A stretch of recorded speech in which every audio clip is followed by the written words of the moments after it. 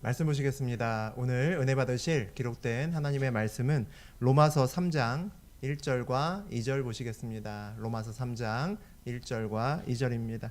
신약성서 241페이지에 있습니다. 로마서 3장 1절과 2절 보시겠습니다. 그런즉 유대인의 나음이 무엇이며 할례의 유익이 무엇이냐? What advantage then is there in being a Jew, or what value is there in circumcision? 범사에 많으니 우선은 그들이 하나님의 말씀을 맡았음이니라. Much in every way. First of all, they have been entrusted with the very words of God. 하나님 말씀입니다. 아멘. 네, 우리 로마서 3장 1절과 2절 같이 봤습니다. 우리 그 내용을 중심으로 하나님의 말씀을 맡은 자, 하나님의 말씀을 맡은 자라는 제목으로 우리 함께 은혜 나누겠습니다. 지난주는 부활절이어서 우리가 다른 말씀을 가지고 여러분과 함께 했고 2주 만에 다시 로마서로 돌아왔습니다. 우리 지난 시간에 바울이 유대인들을 굉장히 비난했던 그런 말씀들을 전했습니다. 너네가 하나님을 안다고 하고 하나님을 자랑한다고 하고 하나님 말씀을 그렇게 줄줄줄 외우고 다니면서 너네 삶은 왜 그대로 안 사냐, 뭐 이런 이야기를 했습니다. 이방인 때문이 아니라 하나님을 믿는 너희들 때문에 하나님이 욕을 먹는 거야, 뭐 이런 얘기를 했죠. 아마 유대인들이 굉장히 빈정이 상했을 겁니다. 지난 시간에 말 중에서 가장 핵심적이고 또 기억에 남는 말이 로마서 2장 28절과 29절 같습니다. 우리 함께 다시 한번 읽어보죠. 무릇 표면적 유대인이 아니요 표면적 육신의 할례가 아니니라. 오직 이면적 유대인이며 할례는 마음에 할지니 영에 있고 율법 조문에 있지 아니한 것이라. 그 칭찬이 사람에게서 아니요 다만 하나님에게서니라. 유대인들에게 니네 할례를 한 것은, 육신의 할례를 한 것은 아무것도 아니고 진짜 마음에 할례를 받아야 진짜 할례라고 이야기를 합니다. 육체의 할례를 목숨보다 중요하게 생각하는 것이 유대인들이거든요. 그들에게 니네가 받은 할례 그거 아무 소용 없는 거야, 뭐 이런 식으로 얘기를 한다는 거죠. 아마 마음이 굉장히 많이 상했을 겁니다.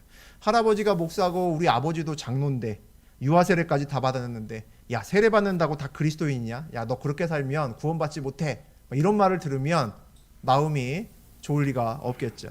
울컥할 수 있을 겁니다. 오늘 그리고 그 다음의 이야기가 이제 시작이 됩니다. 우리 1절과 2절 보겠습니다. 그런즉 유대인의 나음이 무엇이며 할례의 유익이 무엇이냐? 범사에 많으니 우선은 그들이 하나님의 말씀을 맡았음이니라. 그렇게 울컥하고 빈정상한 유대인들이 물을 수 있습니다. 그러면 우리가 받은 할례는 진짜 아무 소용 없는 거냐? 우리는 하나님 백성인데 이방인보다 우리가 나은 게 뭐냐? 이렇게 물을 수 있다는 거죠. 비슷한 질문을 우리 그리스도인들에게 역시 할 수도 있을 것 같습니다. 우리가 세례를 왜 받느냐? 우리가 교회 왜 다니냐? 이런 얘기를 할 수 있다는 거죠.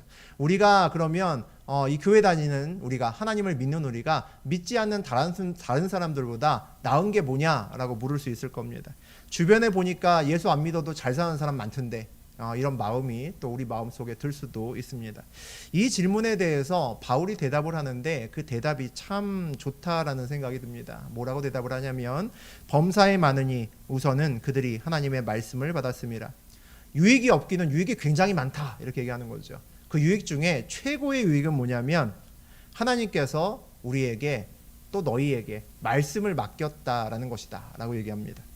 바울은 우리가 하나님 백성으로 사는 것에 제일 자랑할 점은 하나님께서 우리에게, 저하고 여러분에게 말씀을 맡긴 거다라고 말씀하십니다. 여러분 이 말에 동의하시는지 모르겠습니다. 우리가 가진 성경은 베스트셀러잖아요. 전 세계에서 가장 많이 팔리고 전 세계에 가장 많은 사람이 읽는 책이 이 성경책입니다. 기독교인들이 아니래도 많은 종교학자들도 성경을 열심히 읽고 연구하고 또 다른 종교에 있는 사람들도 성경의 좋은 말씀들을 보면서 참 좋구나, 이건 참 본받을 만한 말씀이다라고 생각하고 성경을 읽는 사람들도 여러 대 있습니다. 성경 안에는 살아가는 삶의 지혜가 있죠. 또 굉장히 깊은 철학이 있습니다. 그래서 많은 사람들이 성경을 읽고 그 뜻을 구하려고 노력을 합니다. 저는 성경을 잘 읽고 공부하고 참고해서 살면 하나님을 믿지 않는 사람들이더라도 평생을 굉장히 잘 살 수 있을 것이다라고 생각이 듭니다. 그만큼 성경은 굉장히 많은 풍성한 지식과 지혜를 담은 책이기 때문입니다. 그러면 그리스도인들에게 이 성경은 어떤 의미를 가지고 있을까요? 그리스도인들은 말씀을 연구하고 읽는 것을 넘어서 어떤 사람들입니까? 이 말씀을 믿는 사람들이죠. 이 믿는 사람들에게는 어떤 축복이 있을까요? 그 그리스도인들에게 말씀은 곧 약속이 됩니다. 세상 사람들에게 성경을 준다면 그들은 읽으면서 야 이거 좋은 말씀이다 라고 읽고 또 그것대로 살려고 노력하는 사람들이 있을지 모르지만 그저 좋은 말씀이고 격언일 뿐입니다. 그런데 우리에게 말씀은, 그 말씀을 믿는 우리에게 이 말씀은 하나님이 약속하신 거란 얘기죠. 하나님의 백성에게 약속을 담은 책이 성경이기 때문입니다. 약속이라고 하는 것은 우리의 삶에서 살아냈을 때, 우리가 말씀에 믿음으로 반응했을 때 그 말씀이 살아있는 말씀으로 우리의 삶에서 만난다는 겁니다. 그래서 우리가 말씀을 약속이라고 부릅니다.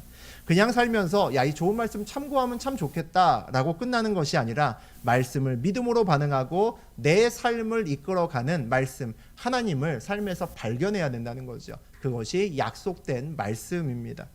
그래서 정말 하나님을 믿는 자의 삶에 하나님이 약속을 부어주시고 우리는 하나님의 약속을 누리며 살아갈 수 있습니다. 오늘 하나님께서 우리에게 말씀을 맡겼다라고 하시는데 우리 영어 성경에 보면 이 맡겼다라는 것을 영어로는 entrust라고 부릅니다. entrust에서 n과 trust로 나뉘죠.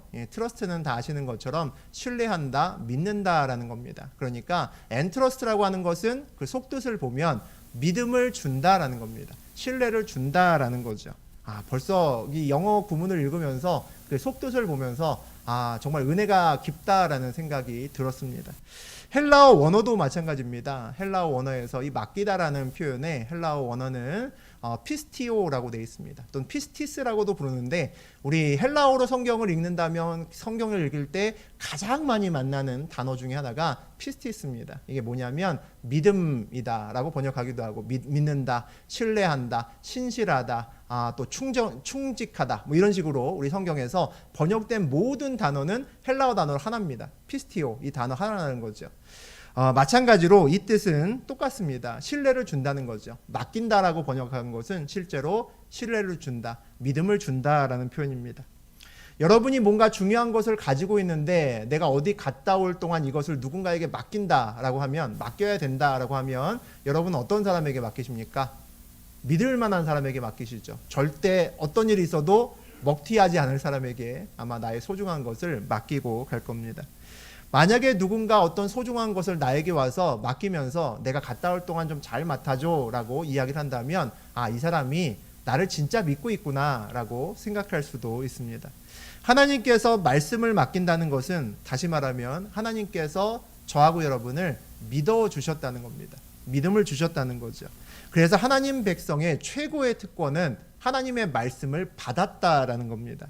그 말씀에 능력이 있고 그 말씀에 신실한 약속이 있어서 우리 삶에서 하나님의 말씀이 살아 꿈틀대고 그 약속이 이루어지는 것을 본다라는 것도 우리가 자랑해야 될 것이지만 그것을 넘어서 진짜 자랑거리는 그런 말씀을 하나님께서 우리에게 주셨다는 거죠.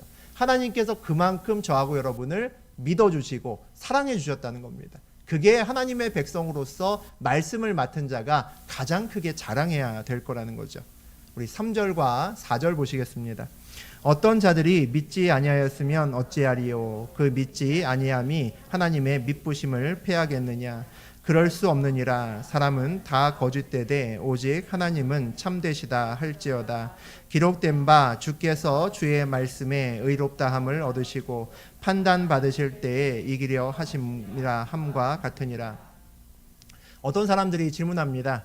유대인들이 다 하나님을 믿는 것도 아닌데 그런데도 불구하고 하나님이 여전히 우리를 믿어주시겠느냐? 하나님이 여전히 우리에게 신실하시겠느냐라고 이야기를 합니다. 하나님이 믿음을 주신 하나님의 백성이 진짜 믿음 없는 소리 하는구나 라는 생각을 할 수 있습니다. 이 질문에 바울이 답합니다. 원래 사람은 다 거짓된 거다. 하나님만 신실한 거야. 하나님만 참된 진리를 갖고 계신 분이야 라고 이렇게 대답을 합니다. 무슨 이야기입니까? 거짓된 사람에게 본질적으로 소망을 찾을 수 없다는 겁니다. 하나님의 말씀이 거짓된 사람에게 근거를 둔 약속이라면 믿을 수 없다는 거죠. 사람들이 하나님께 참으로 반응하고 믿음으로 반응할 때는 그 말씀이 와서 이루어지다가 마음에 의심이 생기고 이거 아닌 것 같은데 라고 하면 내 앞에 있던 말씀이 사라진다면 그 말씀을 하나님이 전했음에도 믿을 수 없다는 겁니다. 사람이 믿어주건 믿어주지 않건 간에 관계없이 하나님은 늘 신실하시다라고 바울이 오늘 이야기를 하는 겁니다. 그리고 그 다음에 뭐라고 얘기를 하냐면 기록된 바 주께서 주의 말씀에 의롭다함을 얻으시고 판단 받으실 때에 이기려 하심이라 함과 같으니라. 이 구절을 잘 보면 여러분 성경책에 각주가 하나씩 달려 있을 겁니다. 시편 51편 4절이라고 모든 성경에 그렇게 되어 있습니다. 다시 말하면 이 구문은 시편 51편 4절의 내용을 그대로 가지고 온 것이다 라고 이야기를 하면 됩니다. 다시 말하면 바울이 그 말씀을 인용해서 이야기를 한 거라는 거죠. 그 말씀이 시편 51편의 말씀이 어떤 말씀이냐면 우리 요즘에 그 수요일 날 다윗의 이야기를 한창 나누고 있잖아요. 근데 다윗이 정말 믿음의 사람이고 정말 위대한 사람인데 다윗이 큰 죄를 하나 지었죠. 여러분 다 아십니다. 밧세바를 범한 죄를 가지고 있습니다. 그의 인생길에서 이 죄 하나만 좀 없앴으면 진짜 이 다윗의 인생은 진짜 완벽할 수 있었는데 라는 생각이 든다는 거죠. 그런데 그 죄를 짓고 나서 깨닫고 나서 다윗이 목 놓아 하나님께 이야기하고 회개를 합니다. 그 회개를 하는 노래가 51장이라고 보시면 됩니다. 이스라엘 백성들에게 가장 좋아하는 사람을 물어보면 거의 대부분은 모세와 다윗을 꼽을 겁니다. 한 사람만 얘기해봐 그러면 거의 대부분의 사람이 다윗을 이야기를 합니다. 왜냐하면 하나님께서 다윗 왕을 세우시고 너의 왕국 다윗 왕국을 이 세상 끝날까지 영원토록 내가 그 다윗의 왕국을 그렇게 높여주리라 라고 하나님께서 놀라운 약속을 하셨기 때문이죠. 성경 최고의 복을 약속하신 사람이 다윗이기 때문입니다. 그래서 나는 다윗의 자손이야, 우리 민족은 다윗의 자손이야, 영원한 약속을 받았어 라고 하는 것이 그들 최고의 자랑입니다. 그런데 이 51편을 읽어보면 51편 4절을 보면 그 최고의 약속을 받은 다윗도 뭡니까? 죄인이구나 라는 것을 알 수 있습니다. 다윗이 의인이라고 여기고 하나님이 그에게 놀라운 약속, 세상에서 가장 큰 약속을 주었음에도 그는 죄의 자리에 있었던 사람이다라는 거죠. 그럼에도 불구하고 어떻습니까? 하나님은 약속을 주셨고 그 약속을 신실하게 지키고 계신다는 겁니다. 하나님의 약속이 사람에게 좌우되지 않는다는 거죠. 하나님은 항상 오르시고 항상 신실하시다라고 말하는 것이 바울입니다. 우리의 기준의 약속은 늘 쌍방간의 합의죠. 합의가 약속입니다. 약속을 신실하게 해놓고 한쪽이 불성실하게 지킨다. 그러면 그 약속을 신실하게 계속 지키는 사람이 있을까요? 그럴 리가 없죠. 그걸 왜 지킵니까? 나만 손해인 거죠. 아무도 지키지 않을 겁니다. 우리는 이런저런 계약서를 쓰는데 사실 계약서를 쓰는 이유는 누군가 하나가 이 계약서대로 하지 않고 불순종하고 불성실하게 할까 봐 쓰는 겁니다. 이 불성실하게 했을 때 이 계약서가 비로소 그때 빛을 발하게 되는 거죠. 하나님께서는 온 인류를 구원하기 위해서 우리를 저하고 여러분을 구원하기 위해서 예수 그리스도를 이 땅에 보내셨습니다. 물론 일부는 예수님을 찬양하고 기뻐하고 진짜 목자다 메시아다 라고 박수를 쳤던 사람들도 있었지만 그들은 소수에 지나지 않았습니다. 거의 대부분은 어떻게 했습니까? 예수님을 핍박하고 심지어는 십자가에 못 박았잖아요. 예수님을 죽였습니다. 말도 안 되는 일이 일어났다는 거죠.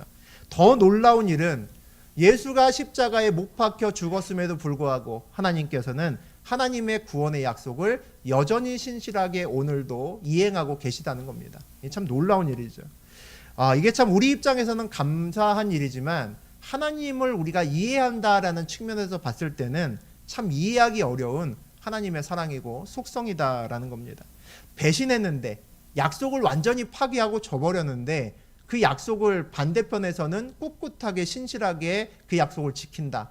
참 이해하기 어려운 일이라는 거죠. 그래서 우리는 이것을 하나님의 은혜다라고 밖에는 잘 이야기하지 못합니다. 약속이 부당한데 지킬 때는 보통 힘이 없을 때입니다. 우리나라가 옛날에 일제에 강점기로 가기 전에 여러 열강들과 불평등 조약을 계속 맺습니다. 왜 맺습니까? 우리가 힘이 없기 때문이죠. 그러니까 힘센 애들이 와서 여기다 사인해 라고 하면 싫어할 수가 없으니까 억지로 사인하고 그 불평등 조약을 그냥 지키는 겁니다. 힘이 없기 때문에 그렇죠. 하지만 우리 하나님은 힘이 없는 분이 아니잖아요. 갑 오브 갑습니다. 그죠? 갑 중에 갑이 우리 하나님이죠. 그런데 약속을 먼저 안 지켜도 하나님께서 약속을 해놓고도 안 지켜.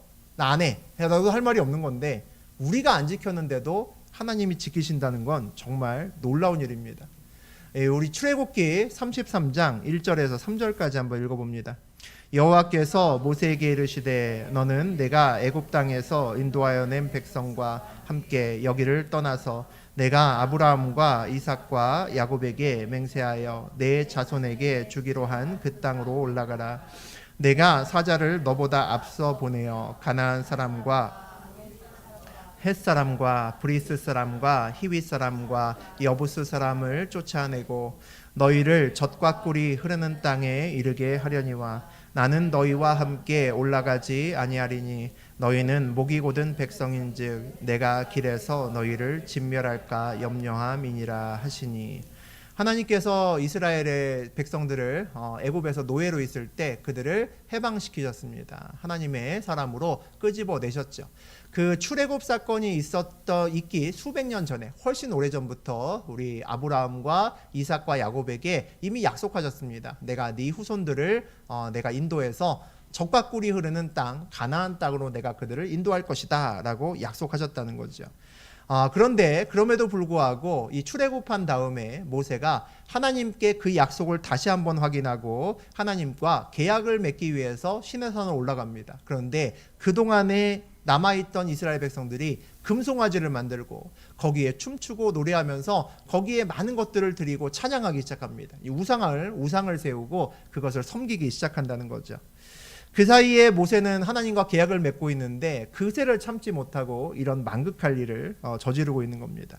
우리가 오늘도 십계명을 저하고 여러분이 참회의 기도 시간에 한 절씩 서로 주고받으면서 낭독을 했는데 그 하나님의 십계명이 결국 하나님과 이스라엘 백성 사이의 계약의 가장 뿌리입니다. 그 첫 번째가 뭡니까? 그 첫 번째는 나 외에는 다른 신을 섬기지 말라라는 거죠. 두 번째는 뭡니까? 우상을 세우지도 말고 그것을 섬기지도 말고 절하지도 말라라고 하는 것이 두 번째 계명입니다. 그러면 금송아지를 세우고 절했다는 것은 1계명과 2계명을 바로 어긴 거죠.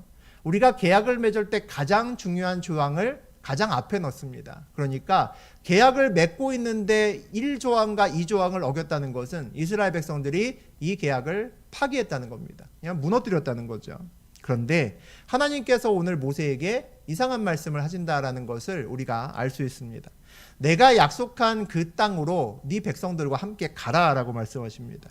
내가 너보다 먼저 천사를 보내서 그곳에 가나안 땅에 젖과 꿀이 흐르는 땅에 살고 있는 모든 사람들을 내쫓아버릴 거다. 그러니까 평안하게 거기 들어가도 된다라고 이야기를 합니다. 가서 잘 먹고 잘 살아 라고 얘기를 하는 겁니다. 대신에 나는 너희와 함께 가지 않겠다라고 말씀하신다는 거죠. 계약은 깨졌고 원인 제공도 하나님이 아니라 백성이 깬 겁니다. 백성이 계약을 파기한 거죠. 그런데 하나님은 이제 그 약속을 지킬 의무나 책임이 전혀 없는데도 불구하고 하나님께서는 당신이 했던 약속을 이행하시겠다. 내가 신실하게 그 약속을 지키겠다라고 말씀하십니다. 이게 하나님이라는 거죠.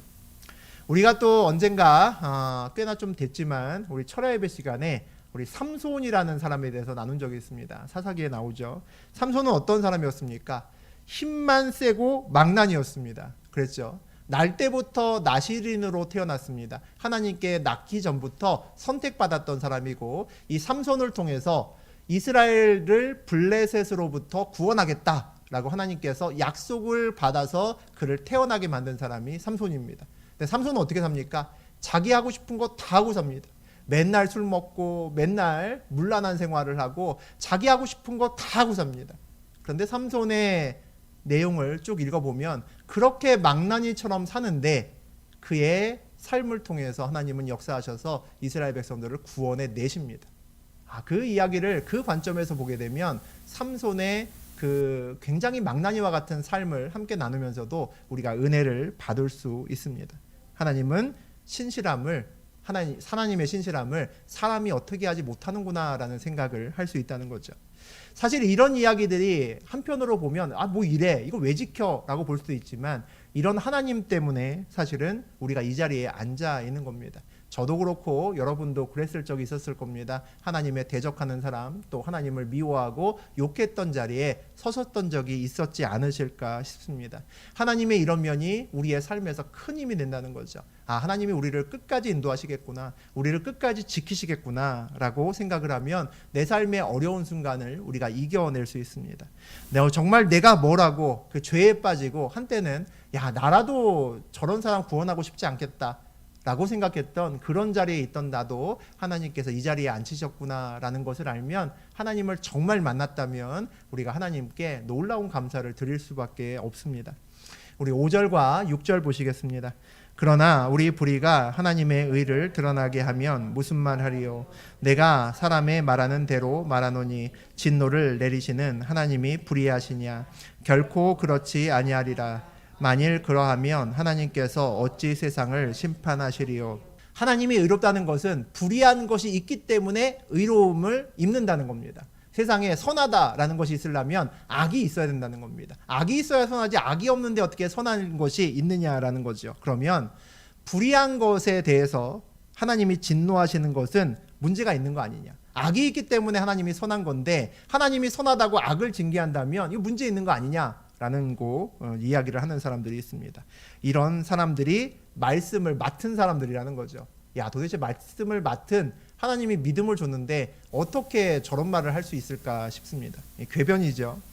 옛날에 소크라테스 시절 소피스트 이런 사람들이 궤변을 많이 이야기를 했습니다. 사람이 만들어 온 논리의 약점을 파고 나서 엉뚱한 이야기를 하는 거죠. 바울은 이야기합니다. 절대 그렇지 않다. 하나님이 불의하시면 어떻게 하나님이 세상을 심판하겠느냐, 아주 원론적인 이야기로 대답을 합니다. 우리 7절과 8절 읽어봅니다. 그러나 나의 거짓말로 하나님의 참되심이 더 풍성하여 그의 영광이 되었다면 어찌 내가 죄인처럼 심판을 받으리요? 또는 그러면 선을 이루기 위하여 악을 행하자 하지 않겠느냐? 어떤 이들이 이렇게 비방하여 우리가 이런 말을 한다고 하니 그들은 정죄받는 것이 마땅하니라. 내가 거짓말을 해서 하나님의 참되심이 더욱 드러나고 하나님이 영광 받으셨다면 내가 거짓말을 했더라도 내가 죄인처럼 심판받을 이유는 없지 않느냐, 이렇게 얘기합니다. 놀랍죠. 오히려 칭찬받아야 되는 거 아니냐, 이런 말도 안 되는 얘기를 합니다. 이런 논점에서 이야기를 하면 이런 이야기를 할 수 있습니다. 예를 들어서 가룟 유다가 예수님을 팔았죠. 예수님은 십자가에 달리셔야 되는 사람입니다. 그러면 어떻게 됩니까? 누군가는 예수님을 팔아야 된다는 거죠. 그러면 가룟 유다는 자기에게 주어진 사명을 아주 신실하게 감당한 겁니다. 그래서 예수를 십자가에 못 박히게 만들기 위해서 다른 사람에게, 로마인들에게 예수를 팔았다는 거죠. 그러면 가룟 유다가 왜 욕을 먹어야 되냐라는 겁니다. 자기의 신실하게 자기의 주어진 사명을 감당했을 뿐이고, 그 사람 아니었으면 다른 사람이 어차피 팔았을 텐데 자기가 감당했는데 왜 욕을 먹어야 되는 이런 논리입니다. 완전히 세상 논리죠. 이 논리를 가만 보면 어떤 논리냐면, 끝이 좋으면, 결과가 좋으면 다 선한 거 아니냐, 이런 겁니다. 내가 죄 없는 너를 모함해서 회사에서 내쫓았기 때문에 네가 사업했잖아. 그래 잘 됐잖아. 나한테 고마워해야 돼. 이런 얘기입니다. 말도 안 되는 거죠. 사실 옛날에 집사람이 저를 전도하려고 했을 때마다 저도 이런 식으로 공격했던 기억이 납니다. 야, 첨단 과학을 하는 시대에 무슨 하나님이 어디 있냐, 그런 말을 했었습니다. 야, 바다 위를 걷고 홍해가 갈라진다는 게 넌 믿어지냐? 진짜 믿어지냐? 제가 물어본 적도 있었습니다. 야, 이스라엘의 신화책 아니냐? 이거 동화책이나 마찬가지인데 그냥 교회 다니고 마음이 평안함을 얻고 거기에서 기쁨을 얻으면 그거 갖고 잘 살면 되는 거지. 왜 이상한 걸 믿고 그러냐고. 너무 깊이 믿지 말아라. 혹시 그렇게 말씀을 듣고 사시는 분이 여기 계실지도 모르겠습니다. 그런데 사실 그렇게 이야기하면서 제 다른 한편에는 이런 마음이 들었습니다. 이 세상을 만든 분이 진짜 없는 것 같긴 한데 진짜 없으면 야, 이거 진짜 슬픈 얘기겠다라는 생각이 들었습니다. 어떤 것을 만든 사람이 있다면 만들었으니까 그 만든 것에 대한 목적과 계획이 있다는 거죠. 그러니까 만든 겁니다. 그런데 과학책에서 우리가 봤던 것처럼 정말 우연히 아주 우연히 그냥 이런저런 것들이 우연히 로또 복권처럼 아주 우연히 계속 반복되면서 만약에 생명체가 만들어졌다면 삶의 목적과 의미가 있을 수 없다는 거죠. 우연히 그냥 만들어진 것에 무슨 의미가 있겠습니까? 모든 것이 우연히 만들어졌다면 나나 우리가 가끔 만나는 벌레나 짐승이나 똑같다는 겁니다. 똑같은 거죠. 전부 다 우연히 만들어졌는데 누가 누구보다 낫고 누가 누구보다 의미가 있다라고 무슨 이야기를 할 수가 있겠습니까? 모두 다 그냥 여러 가지 유기물들이 섞여서 만들어진 유기체에 불과합니다. 그런데 많은 유기체 중에 왜 유독 사람들만 이렇게 머리 아프게 고민하고 애쓰면서 살아갈까라는 생각이 옛날에 들었습니다. 마음 한 구석에 늘 풀리지 않는 수수께끼가 있었다는 거죠. 성경에 대한 모든 의심은 한 가지면 다 날아갑니다. 창세기 1장 1절이 믿어지면 다 날아갑니다. 하나님께서 이 세상을 창조하시고 살아계신다라는 거 하나를 알게 되면 모든 의심이 사라집니다. 그것을 인정하는 순간 저하고 여러분의 뇌구조가 바뀌기 시작합니다. 그전에는 하나님이 살아계실까 살아계시지 않을까로 시작해서 모든 문제를 쳐다봤는데 창세기 1장 1절이 믿어지면 하나님은 일단 살아계시고 그 다음에 세상을 바라봅니다. 그러면 세상의 많은 것들이 다르게 보인다는 거죠.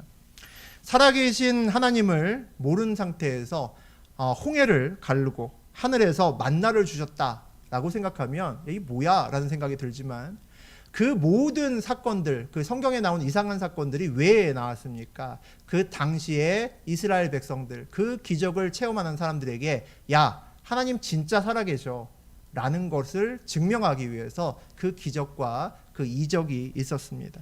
그러니까 하나님이 정말 살아계신다라는 것을 알고 나면 그 다음에 홍해가 갈라졌던 안 갈라졌던 만나가 진짜 내렸던 아니면 땅에서 솟아났던 그것은 별로 중요하지 않다는 거죠. 이 세상을 만들었던 하나님이 살아계시기 때문에 우리의 지금 삶이 의미가 새로운 의미를 찾게 되기 때문입니다. 하나님의 백성에게 정말 무엇이 복일까요? 여러분은 무엇이 복이라고 생각하십니까? 젖과 꿀이 흐르는 가나안 땅에 들어가서 배 두드리며 사는 것이 우리의 복일까? 진짜 복일까? 그런 생각이 듭니다. 만약에 진짜 조금 아까 우리 나누었던 이스라엘 백성들에게 하나님이 말씀하셨던 것처럼 우리에게 하나님이 오셔서 야, 내가 다 준비해 놨으니 젖과 꿀이 흐르는 그 좋은 땅 가나안 땅으로 가라. 너희들끼리 가서 잘 먹고 잘 살아라. 하지만 나는 안 갈 거야 라고 말씀하시면 어떻게 해야 될까? 못 이기는 척하고 그냥 슬쩍 가야 되지 않을까? 라는 생각이 드시는 분들도 아마 있을 겁니다.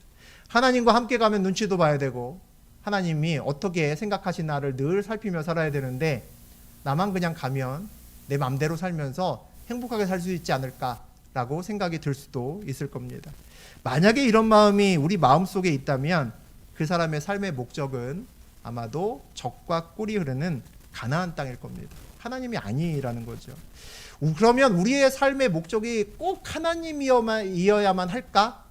라는 의문도 또 사실 듭니다. 이런 아주 근본적인 문제에 사실은 답을 할 수 있어야 우리의 신앙이 온전할 수 있습니다. 젖과 꿀이 흐르는 땅에 나 혼자 가라고 하면 과연 나는 어떻게 반응할 것인가? 우리 스스로에게 질문을 던져보시는 그런 시간 되셨으면 좋겠습니다. 젖과 꿀이 흐르는 가나안 땅이 인생의 목표라면 광야 1세대들은 전부 다 실패한 사람들입니다. 여호수아와 갈렙 외에 심지어는 모세조차도 못 들어갔습니다. 아무도 가나안 땅을 밟은 사람이 없습니다. 두 사람 외에는 모두 다 실패했습니다. 그런데 하나님과 함께 걷는 것이 만약에 인생의 목표라면 인생의 목표를 다르게 쳐다본다면 광야 1세대보다 하나님을 더 가까이 하고 그들처럼 하나님과 아주 친밀하게 인생길을 걸었던 사람이 또 있을까 싶습니다. 성경의 어디를 봐도 하나님과 그렇게 밀접하게 그렇게 가까이 그렇게 하나님의 모든 기적과 이적을 보면서 걸었던 세대는 그 세대가 유일합니다. 가장 최고라는 거죠. 하나님은 저하고 여러분에게 말씀을 맡기셨다라고 오늘 이야기하십니다. 하나님이 저하고 여러분을 믿어주셨다라는 거죠. 믿음을 먼저 주셨습니다. 저하고 여러분이 스스로 우리가 잘 생각해 볼 때 저도 마찬가지죠. 하나님이 과연 나에게 그런 믿음을 줄 만큼 내가 잘 살았나? 내가 괜찮은 사람인가? 라고 생각해 보면 좀 다른 생각이 드시는 분들이 좀 많이 있을 겁니다.